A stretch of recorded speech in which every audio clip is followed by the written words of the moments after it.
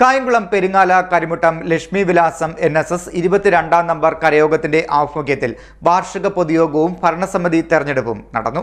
കായംകുളം കരിമുട്ടം പെരിങ്ങാല ലക്ഷ്മി വിലാസം NSS കരയോഗം number 22-ന്റെ ആഭിമുഖ്യത്തിൽ വാർഷിക പൊതുയോഗവും ഭരണസമിതി തെരഞ്ഞെടുപ്പും നടന്നു. രാവിലെ 9-ന് പതാക ഉയർത്തൽ, ഉച്ചയ്ക്ക് 3-ന് പൊതുയോഗം. യോഗത്തിൽ ചക്കാലക്കിഴക്കതിൽ R. ഹരിദാസ് അധ്യക്ഷത വഹിച്ചു.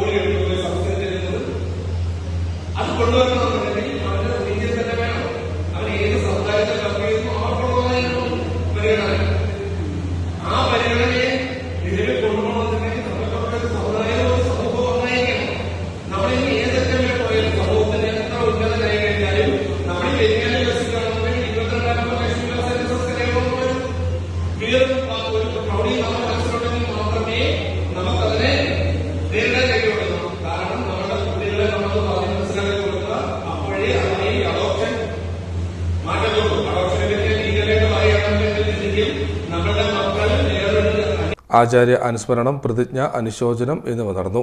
രവി നിവാസ് രവീന്ദ്രൻപിള്ള സ്വാഗതം രേഖപ്പെടുത്തി.